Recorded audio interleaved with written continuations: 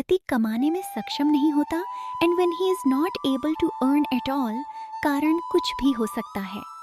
बीमार हो सकता है, या फिर आज के दौर के हिसाब से स्किल्ड ना हो, या फिर आजकल जिस तरह के काम मिल रहे हों वो उसने कभी किया ही ना हो। तो यह स्थिति सिर्फ पैसों तक सीमित नहीं रहती, ये धीरे धीरे आदमी की सेल्फ रिस्पेक्ट, उसका इमोशनल डाउनफॉल और उसके रिश्ते के संतुलन को प्रभावित करती है। क्योंकि बिना पैसा के आदमी की कोई वर्थ नहीं है, उसके दोस्त नहीं रहते, उसके रिलेटिव्स नहीं रहते, उसकी हेल्प करने वाला कोई नहीं रहता। वो मेंटली इमोशनली ब्रोकन होता है और इसी इमोशनल पहलू को इग्नोर करना ही ज्यादातर कपल्स की सबसे बड़ी गलती बन जाती है। सबसे पहले एक बात साफ समझ लीजिए, कमाना एक भूमिका है। Earning and supporting family, it's a role, it's not worth of a person. ये किसी इंसान की कीमत नहीं हो सकती।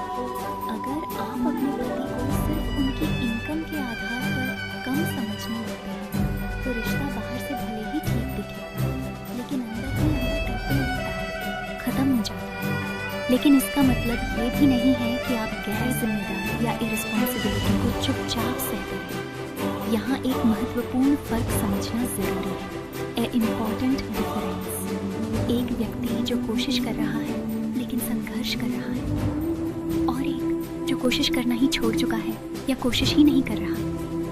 यह फर्क बहुत मायने रखता है। अगर वह कोशिश कर रहे हैं लेकिन कमा नहीं पा रहे, उनसे प्यार से सम्मान के साथ बात करें, दबाव के साथ नहीं। Not in pressure. एक पुरुष पहले से ही यह महसूस करता है कि वह परिवार के लिए कमा नहीं पा रहा। Hell, he is not able to support the family. He is already mentally exhausted, emotionally broken. इसके ऊपर से ताने, तिरस्कार, harassment या तुलना मिलती रहे तो वह और अधिक हताश हो जाता है, frustrated, depressed and pathetic. ये कहने के बजाय तुम कुछ करते क्यों नहीं, ऐसा कहें, हम मिलकर क्या बेहतर कर सकते हैं, How we can solve this.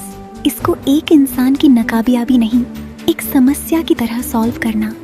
यह हम वाला दृष्टिकोण रिश्ते की दिशा बदल देता है। आप व्यावहारिक रूप से भी सहयोग कर सकती हैं, more practical approach.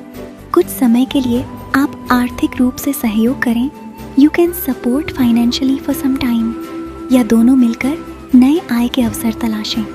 Both can find out some new sources of income और jobs which can support initially small business, उसको चलाने में सहायता।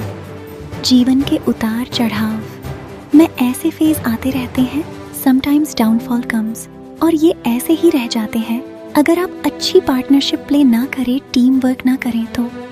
Basically it's a circle, sometimes you are up, sometimes you are down. तो ऐसे चरण आते रहते हैं लाइफ में।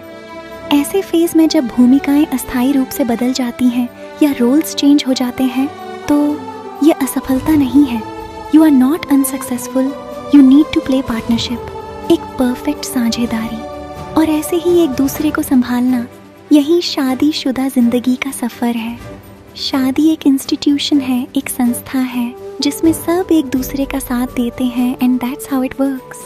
यहीं पर एक और संभावना है, अगर वह कोशिश ही नहीं कर रहे तो चुप रहना समाधान नहीं है। यहाँ आपको एक स्पष्ट और शांत बातचीत करनी है, अ क्लियर कट टॉक, साथ में आमने सामने बैठकर, भावनात्मक झगड़े से नहीं, and not with rude fighting और नॉट विद इमोशनल फाइटिंग, बस क्लैम एंड फर्म क्लैरिटी के साथ। जीवन चलाना है या फिर सब ऐसे ही चलेगा, और अगर जीवन चलाना है तो दोनों को किसी न किसी तरह से योगदान देना होगा। Both needs to contribute. बड़े बड़े अल्टीमेटम या टारगेट्स देने के बजाय छोटी छोटी अपेक्षाएं तय करें। इवन अ स्मॉल एफर्ट और रूटीन कैन रीस्टार्ट मोमेंटम, जैसे रोज का रूटीन, नौकरी की तलाश या कोई नई कौशल सीखना, डेवलप न्यू स्किल्स। छोटी छोटी निरंतरता या स्मॉल एफर्ट्स ही दोबारा गति लाते हैं। अपनी मानसिक सेहत का भी ध्यान रखें। Get your emotional health intact. सब कुछ अकेले मत संभालिए। Do not take too much pressure. Financial stress या तनाव और इमोशनल प्रेशर मिलकर थका देते हैं, ये पागल बना देते हैं। शांत रहें, बी काम। किसी भरोसेमंद व्यक्ति से बात करें, या खुद के लिए समय निकालें, अपने मन को संतुलित करने के लिए। एक और महत्वपूर्ण बात, कभी भी सार्वजनिक रूप से तुलना न करें, सबके सामने किसी से भी कंपैरिजन न करें। दूसरों के पति ऐसे हैं, यह बात सम्मान को गहराई से चोट पहुंचाती है एंड डैमेजेस रिस्पेक्ट डीपली। और सच ये है कि जहां सम्मान खत्म हो जाता है, वहां केवल प्यार रिश्ते को नहीं संभाल सकता। Once respect is gone, love cannot hold a marriage alone और love can go forever। और आप ऐसे इंसान को खो देंगे जिसके साथ अपने हमेशा साथ रहने की कसम खाई थी। या you married him and took oath to be with him in happiness and grief until one depart from earth। एक गलत काम, one wrong hurting comment, या तो वो हमेशा के लिए इस दुनिया से चला जाएगा, या फिर वो आपके साथ रहकर भी आपके साथ नहीं रहेगा। अंत में एक सच्चाई, a one hard truth, शादी हमेशा 50-50 नहीं होती, कभी 70-30 होती है तो कभी 20-80 भी होती है। लेकिन असली सवाल ये है, क्या दोनों साथी अब भी साथ मिलकर एक साथ आगे बढ़ना चाहते हैं? अगर हाँ, तो यह समय भी गुजर जाएगा। अगर नहीं, तो असली समस्या पैसों की नहीं, सोच की है। ये सोच बहुत मायने रखती है। जहाँ प्यार के साथ साथ